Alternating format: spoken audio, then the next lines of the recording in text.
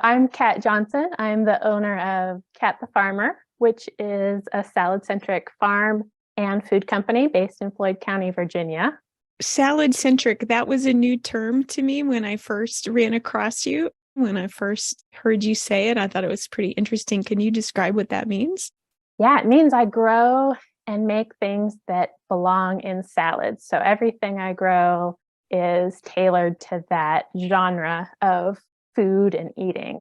I grow salad crops, tomatoes, herbs. I make salad dressings, and I also prepare salad kits. So a fully prepared salad with chopped veggies and dressing included.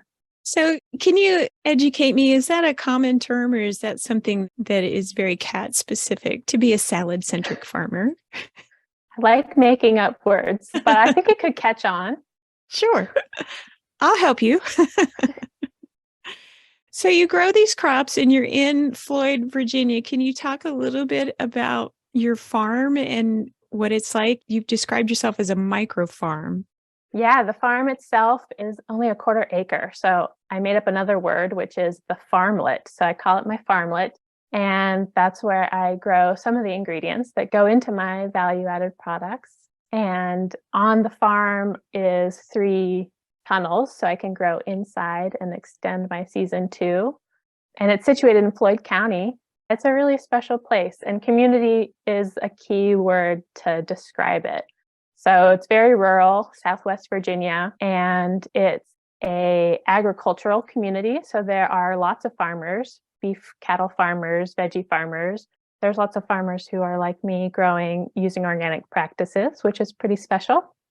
It also has a vibrant bluegrass music scene and cute little downtown. But where I'm at is about 20 minutes from the downtown, sort of all alone in an area called Check. So dirt roads and mountains and forests and things like that. Yeah, I was going to say, like, the pictures of your farm are kind of mountainy looking to me, very Blue Ridgey looking. Yeah, definitely. I was excited. I had a photographer come out and do a drone picture this summer. So I got to see sort of the mountains around me that I can't see when I'm working because of all the trees. Oh my goodness. Have you shared that? I'll have to look at that because I want to see it too. Yeah, I'll show you. Yeah. Well, you said that you farm with organic practices, and that's kind of where your name came up before with Alice Varon because she's from the Naturally Grown organization. So can you talk a little bit about that and the way you're using it in the marketplace? Yeah, so I'm certified naturally grown, which is a certification that I voluntarily decided to add to my farm's claims. So I sell at the Blacksburg Farmers Market every Saturday. And Hmm. sometimes people will come up to you and ask, is this sprayed? Is this organic? Or questions like that. And Hmm. until I pursued that extra certification, I just felt like there wasn't a lot to bolster me until someone got to know me and trust me.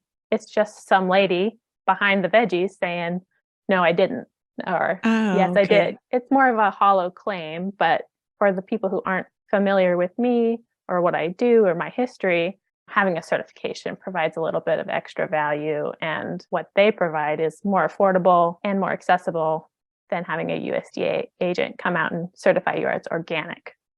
So Blacksburg is a much bigger market than Floyd. Are you finding like when I think of Floyd, I think of the Bluegrass Festival, and it has a very, if you live in Virginia, you know that it's got kind of a hippie vibe. And there are a lot of people who would be like totally on board with a micro farmlet with organic practices. But going over into Blacksburg, you're finding more people. Is so I guess what you're doing is product education. That Through was the a rambling. certification. Yes, thank you. That was a very rambling way to ask a question. Yeah. Well, I think at Floyd, people know me as Kat the Farmer before I even had a business. But then when I decided to have a business called Kat the Farmer LLC and make these products and go to a larger market like Blacksburg, not everyone knows me. Very few Hmm. did. They know me Yeah. now, but that's where the certification came in. I gotta ask you, focusing on salads, this is a very businessy question and it might be off the mark, but are buying complete salads from you, right? You're creating salad kits and then also the ingredients. Is that right? Yes. Yeah. So I'm both a farmer just growing greens, and people can buy those, or they can buy a bag of greens and dressing, or they can have a fully prepared kit. Or sometimes people buy a whole stack of them, one for each day of the week, take them all home, and they've got their work week lunches set. That's kind of a cool idea and very like on the mark for the way people think about food right now. Batching food is like a big thing right now. So having those pre-prepared is probably like very much a lifestyle choice. Now you sell your value added products, of course, the complete salads, but also the dressings, the bottle dressings. Where are you selling those? Because I know that aren't they refrigerated only? Yeah, they're refrigerated dressings, and they sell also at the Blacksburg Farmers Market and then to a few wholesale accounts like natural food stores and farm stores in our area, which there are a few. Mm-hmm. So it has to be refrigerated all the way. How do you do that chain? Like when you're going, I guess you just put them in coolers on your way to the farm market and sell out of Yeah. that. Yep, Yeah. exactly. I don't have a reefer truck yet, but hopefully one day. Do you put the naturally grown badge on those dressings? I do not. No, they don't qualify. Just my produce is covered under the certified naturally grown. Oh, I'm a little okay. So what would you have to do to have those qualify? I raised this question with Alice, and she said if your ingredients are organic and certified naturally grown, they could, or is it, do you have to submit them to someone to get the permission to wear that seal? It's not 100% organic ingredients. So select ingredients are, but not everything is. Oh, okay. Yeah. Is that just a sourcing issue for you? Yeah. Yeah, just I don't think it would have been possible to create a fully organic dressing and have it still be affordable. It's already a premium product and the price point is already pretty high as it is. No, I mean, that's a struggle with craft food brands is to make that decision between ingredients and pricing. I'm working with someone who's having a really hard time. They want to include an organic cheese, but they can't source it at a price that they could turn around and process it in their product and make the product affordable. Yeah, it's that same back and forth. So I asked you about your wholesale customers. What's your plan on that? Do you plan to expand your salad dressings or what is the future for your packaged food looking like? Yeah, for the value added products like the salad kits and dressings, they kind of fall into two separate categories naturally. With the salad kits, there's some reach that they could have into more of my region. I can certainly produce more of those Mm-hmm. than I am currently and have more subscribers, folks who get that weekly subscription of salads delivered every week. And with the dressings, I feel like I could go even further. Even though they are refrigerated, there's plenty of distributors that do have that cold chain Mm-hmm. intact, or perhaps there's a way to set that up myself or as a cooperative of other growers, set up a system where we're bringing refrigerated product to stores and getting a wider reach together. Mm-hmm. That's a big future goal of mine. I was just going to ask, like, oh, is the cooperative a future goal or just having a wider reach? Both. I think, yeah, maybe one step at a time. Yeah, I was going to say, that's a lot of decision making to make, really.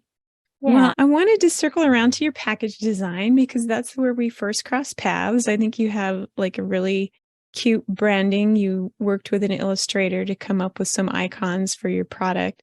And I'm just wondering, what impact do you think that has on the sale of I mean, you're a premium price product. What impact do you think that has on your sales?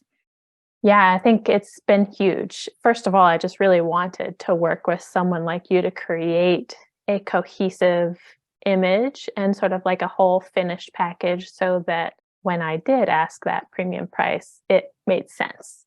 So I think I wanted to prove that in my first debut. And I think that we achieved that.